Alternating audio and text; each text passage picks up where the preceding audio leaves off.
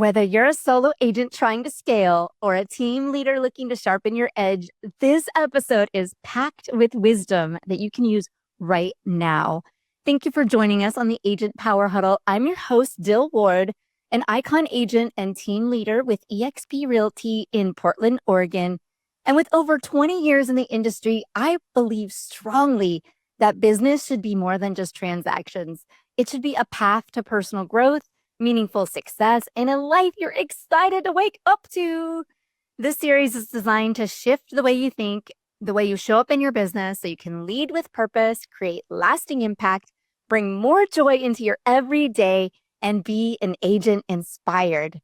Now, every once in a while, you just meet someone who just has that charisma. You just meet them and you know that they are on the path, that they're doing the work, and that they are tuned in. They're not only talk about leadership, but they fully live it. So I'm excited to share a conversation today with our special guest who is just as passionate about growth, impact, and helping agents thrive as I am. Today, our guest is someone I am genuinely excited to learn from, and I think you will too. Alby, are you over there? Are you here with us? I'm here. Hello. Hi, Alby. Hey. Okay, I got to tell you guys a little bit of his, just tiny little bit of his backdrop, just so you kind of know what his perspective is. He's a dynamic and results-driven team leader at one of Keller Williams' top-performing market centers, where he leads over 140 agents. He's not only an expert at driving agent growth and leadership development, but he's also a speaker, an author, a transformative coach who's passionate about cultivating a culture of excellence. Alby's leadership style is all about impact, from empowering individual agents to helping entire teams level up. Whether you're in real estate or just serious about personal growth, this conversation is going to bring serious value. Alby, I'm going to try Heredia. Alby Heredia. Is that right? Heredia. Heredia. I was so close. Okay, see, gosh, I'm gonna get, That's all right. You were I already forgot. you were as close as anybody. Okay. So Thank you. Well, thank you so much for joining us today. love the intro too, by the way. That makes me it makes me feel like I'm something. You're something. I know whenever you try to put together a bio, you're like, well, which snapshot of the 50 things I've done should I talk about in this in this moment? Well, I wanted to share with the audience today something that I think is so simple, but so powerful and magical. And we often just forget the simpleness of this, but I wanted to tell everybody how we met. And I truly believe every time you're giving an opportunity to do anything, when you say yes to it, you cannot possibly imagine what the results will actually be or where it will take you. But one of the agents in my market, she had a listing around the corner from an area that I have a listing. And she had sent out an email saying, does anyone want to do a group brokers open? Now, I don't know if you guys have heard of that out there, but when listings are sitting, a lot of agents will kind of get together and say, let's just have a bunch of them open at one time, try to get some brokers over here, try to get more eyes on it, help our clients feel like we're really, trying to get their property out there. And I was a little, I don't know. Do I want to do that? What a waste of time. But I've been really trying to check my mindset around all opportunities. So I said, you know what? I'm gonna do it. I'm gonna host it. And to be honest, it wasn't a wild turnout like I had hoped. But then saunters Alby and he's like, hey, how are you doing? It literally was like this magical conversation where we start chatting and having just all kinds of topics, talk about the market, talk about agents, talking about his leadership skills and stuff that was happening. And next thing you know, my clients are literally coming home, kicking us out because they're like, we want to come home now. I'm like, whoa, 2 hours just went by. I don't know if that was what the experience was like for you, Alby, but what that reminds me of is that when you kind of said how it wasn't a great turnout, that experience, whether it's a client event or whatever sort of a engagement that you have that doesn't always turn out the way that we expect it to turn out.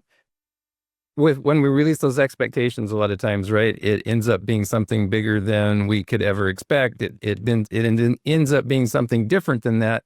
But I think one of the takeaways for that as well is that as we do events and things for clients, even if they aren't successful, we can still market them as if they were, and that they were still something that was productive. And that we, for example, if we did something that was promoting I know we've got a couple of teams in our office that focus on driving nonprofits and supporting them in different ways. And if you have an event that's not successful or as successful as you expect it to be, you can still leverage that afterwards in your marketing and make it something bigger than it needs to be.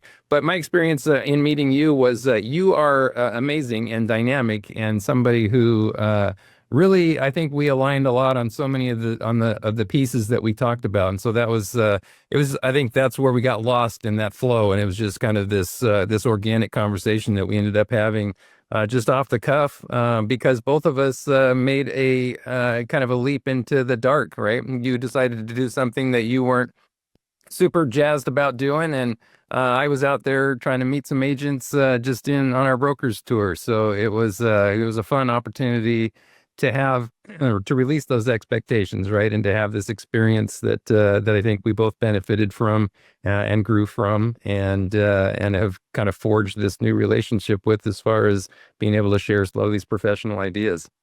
Well, and I really want to hone in for people out there right now is the power of one, right? I mean, the power of one person.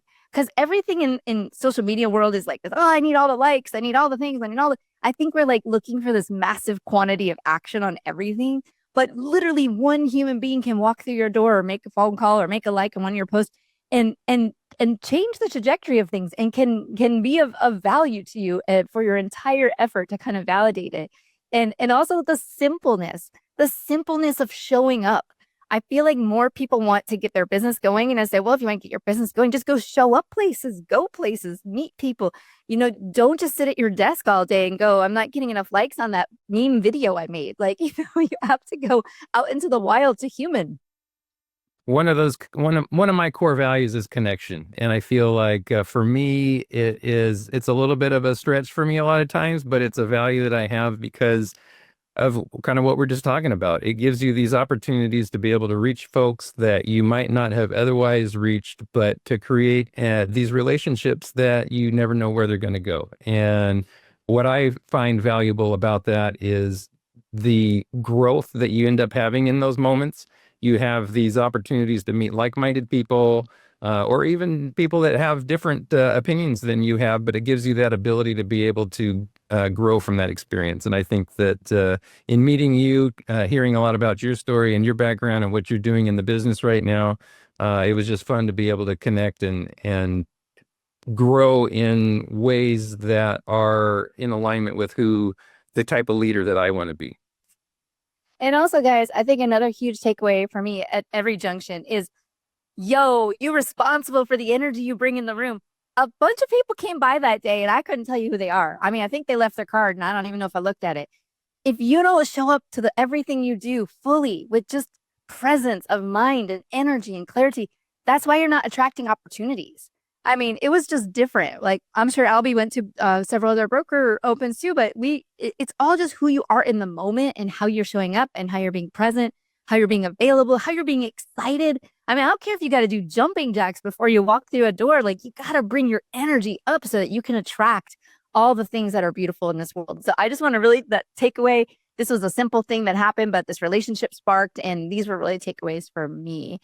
But let's transition a little bit. Since you went so many, oh, sorry, go ahead. I just want to say on that part, what you're talking about there is the choice, right? I mean, we have a choice to either do that or not do that, and it's up to us to be able to make that decision in that moment, to decide who we want to be and be the person that we want to be in those. So that's a big part of like kind of this coaching mentality and being able to get agents to the level that they want to be at is being mindful, making those choices in that moment of who it is that we want to be.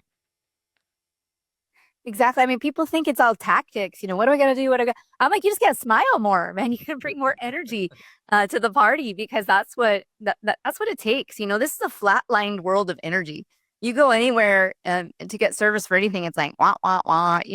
But when someone just brings you some presence of energy. It doesn't have to be high energy. It doesn't have to be like Dill jumping up on a trampoline energy, but it needs to be a presence where you feel that person and you really want to know them. And I think I think a lot of agents hide behind business cards.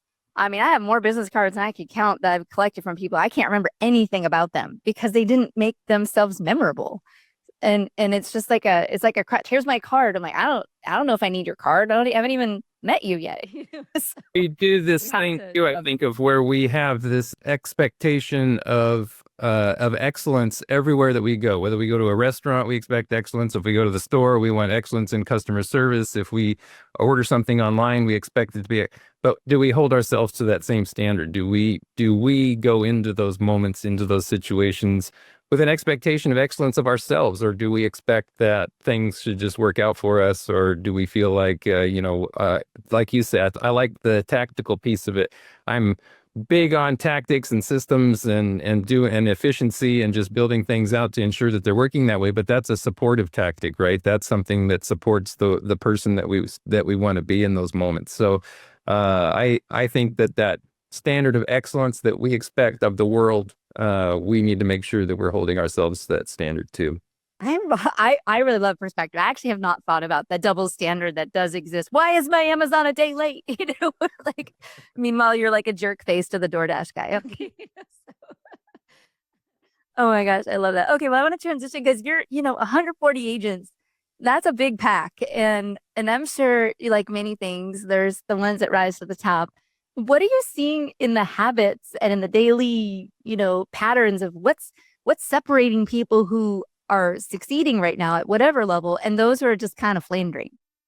It's I think this is such an interesting time right now, and I think I've heard a couple of things that I thought have been particularly interesting about where we are in the market right now, and that we haven't seen kind of these market shifts in maybe the last 10 years or so. So folks who are in the business less than that 10 years haven't really experienced this type of a market before. And so I just find that a little bit fascinating because that's almost a generation of agents, right? That's a big chunk of folks that have joined the business and haven't really experienced this type of a market shift in the past. So I find that to be a little bit fascinating. The thing I I found that really separates a lot of teams and a lot of individuals and solos who are really successful in this market is, I think, the same thing that maybe you experienced when you got into the industry as well, which was being adaptable. I'm a big fan. I love the concept of the obstacle is the way, so we can certainly talk about that a little bit more in a moment. But finding those things in business, things in life that are going to be more difficult, and kind of doubling down on those. It's taking the opportunity now that we are in a shifting market. How can I make my business run more efficiently? Do I need to get coaching? I think coaching is an area that, not just because I'm passionate about it, but I feel like that is the one way. You just mentioned perspective, and I think it's one of the ways that allows people to get that perspective on not only themselves, but particularly on their business that we don't always see. We've got it's like with that saying that you can't read the label from inside the box. So from where I'm sitting, I can't always see the things that are happening on the outside of me. So I need that outside perspective and somebody to be able to not only hold me accountable, but sometimes just to point me in the right direction and open my eyes a little bit about that. So I would say coaching is a big one. I think most of the agents that are successful have either some sort of a mentor, have some sort of a coach, have some sort of accountability partner, are involved in masterminds, are involved in some sort of a way to get that outside perspective for them. They focus on being very efficient in their businesses. They're building systems, they're building models, they're subscribing to the fundamentals. I can't tell you how many times I've heard that in the last 6 months is that I'm getting my business back to basics. I'm doing the stuff that that I learned when I got into the business, and I think that is one of the areas that gets overlooked. We get going in our business, and then all of a sudden lead generation kind of goes on the back burner. We get going in our business and we start over focusing maybe on the marketing piece, and then we start neglecting the things like doing the client events that were really successful for us in the past. So it's being able to figure out what those things are that we've been doing over time, those bread and butter pieces of the business, making sure that we've got systems and efficiency built in for that, because those aren't things that you want to reinvent the wheel for every time. So how do I make sure that as I'm doing these processes that are repeatable, that I can make them excellent, repeatable, and as low profile? I mean, I want to focus on those dollar productive activities. So does that mean I'm adding leverage? That's one area I think that a lot of folks are really hesitant to do right now, just with the uncertainty in the market, and being able to realize where your opportunity is, what those activities are that are going to be really dollar productive right now, so that you can set yourself up for whatever. Are we going to have interest rate cuts? Who knows? Are we going to have increased inventory? Maybe. Are we going to have reduced inventory? Nobody knows what the future is going to hold for this. So we really need to establish a robust business. And what I was referring to earlier about you started your business in that, before that first recession. You built your business in a time of where you had to build a robust business that was adaptable and flexible and resilient. And you were able to do that, getting involved in the short sales, getting involved, transitioning your business from that traditional model to something that was working better. And so now we've got another market shift. Doesn't necessarily mean that you've got to jump on the short sale bus right now, but does that mean that you need to take this opportunity to become more efficient and build a business that is more resilient and will take you through whatever this next little market change is going to look like? Yeah, I think I love what you said in the beginning. I'm gonna sum that up as the earners are learners.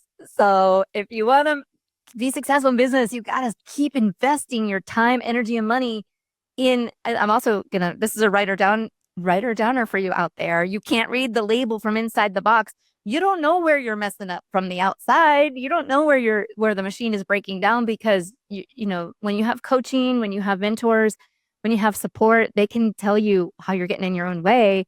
I think that's just every time I tell anyone, why am I successful? I'm like, because I paid to get myself in the room to learn from other people doing successful things, and picked up as many habits and mindsets as I could. And you get to cobble it along the way. You don't have to agree with everything everyone says, but you do got to do something different to get a different outcome. So, the only way I know to do that is model someone else, or at least, listen to them. So I love that you said that. And I also think it's important that agents stop wasting so much time. I see so many people say that they're lead generating. I'm like, well, do you have a lead? No. Well, why are you spending so much time doing that? Have you seen that too, where they kind of feel like they're busy, but they're not doing anything? I think that a couple of things that there's I'm a victim of this. I've got that perfectionist mentality. It's something I recognized a long time ago. It doesn't have to be this is where I think refocusing, and this is where things like coaching, I think, can be really beneficial. So it's taking that perfectionism and it's turning it on its head, and it's deciding and just figuring out how to reframe that into a way that makes it work for you. So the biggest, I think, pitfall of perfectionism is that failure to act. And that's what you're talking about, I think, is like, it's like we sit there and we try to figure out, we want to plan it out. We want to make sure that we've got everything figured out the way that we think it should work. And then we never end up taking the action. We never do the lead gen because we're too busy figuring out all the different ways that we want to do it and how we should do it and what's somebody else doing with that and why won't this work and how. And instead of just taking the action and making, I'm a big fan of the concept of Kaizen as well, which is just like these small incremental changes. And I think that fits in then with consistency as well. We've got to take these things that we know work. We've got to be consistent with them.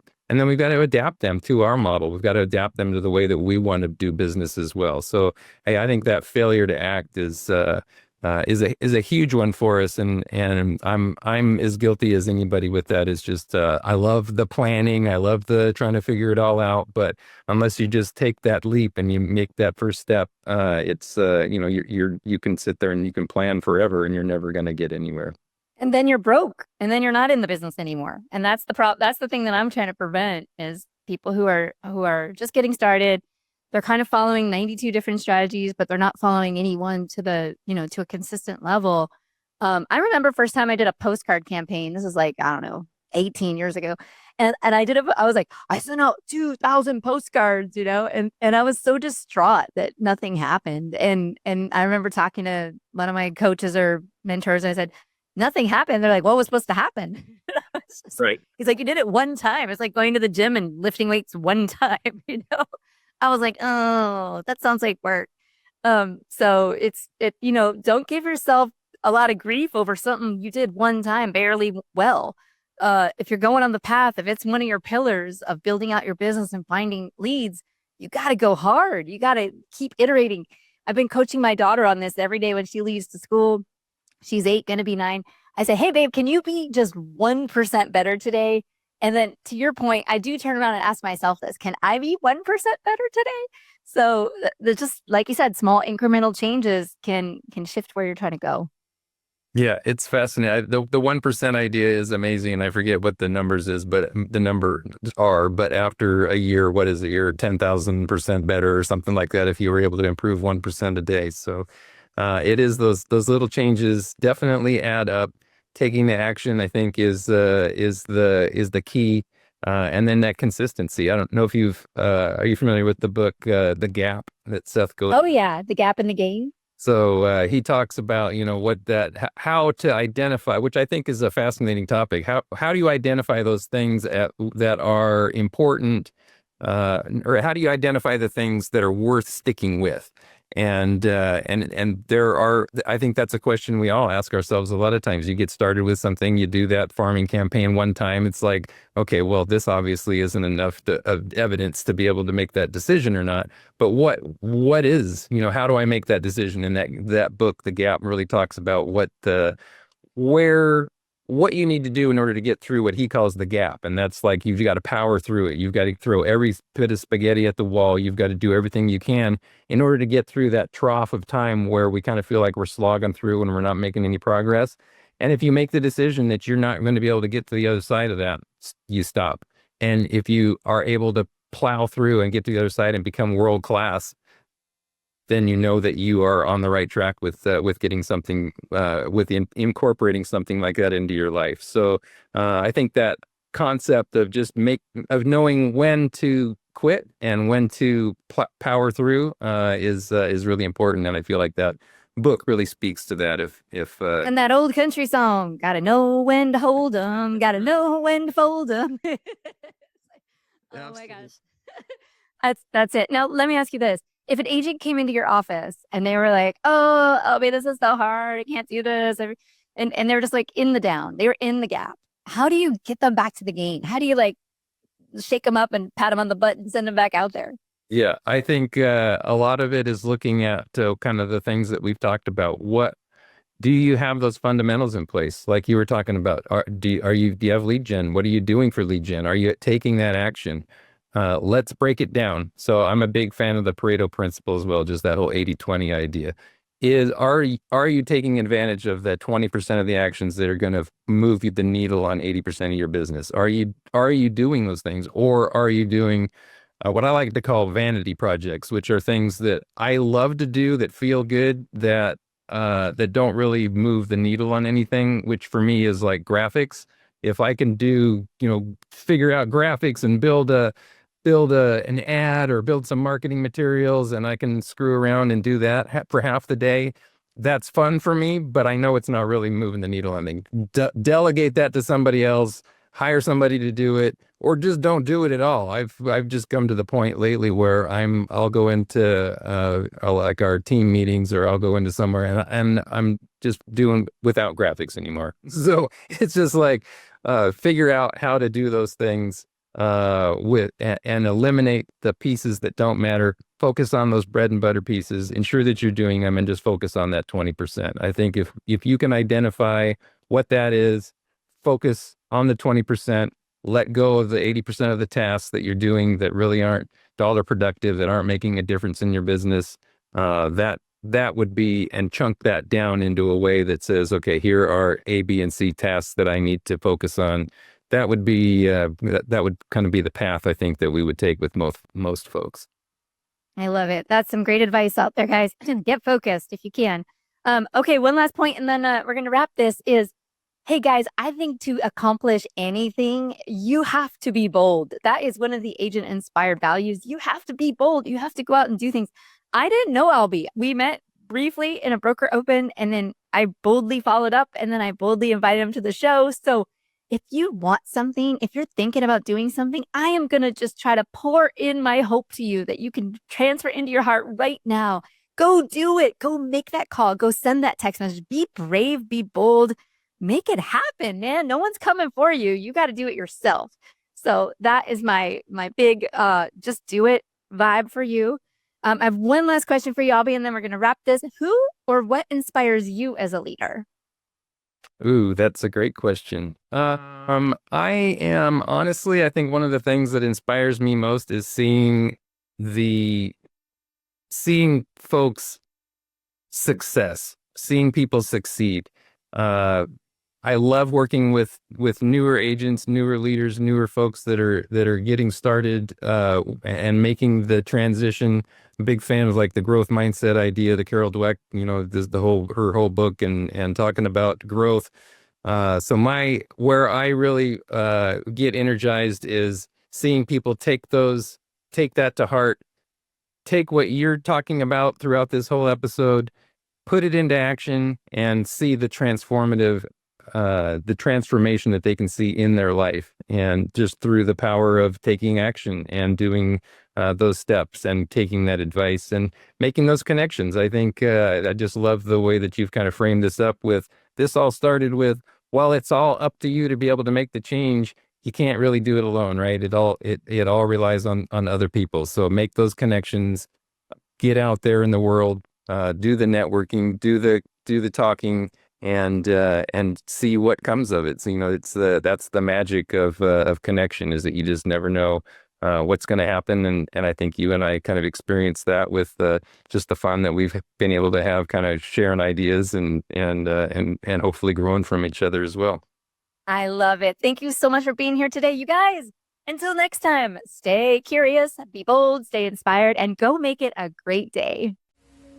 If you'd like more information or to get connected to the Agent Power Huddle, join our free Facebook group. This call was designed for the agents in our EXP organization, but open to any agent from any brokerage. If you're a guest and you're interested in learning more about EXP or our specific resources within the Agent Collective, reach out to the person who invited you to this call to get more info. Produced by the Agent Collective Media Network.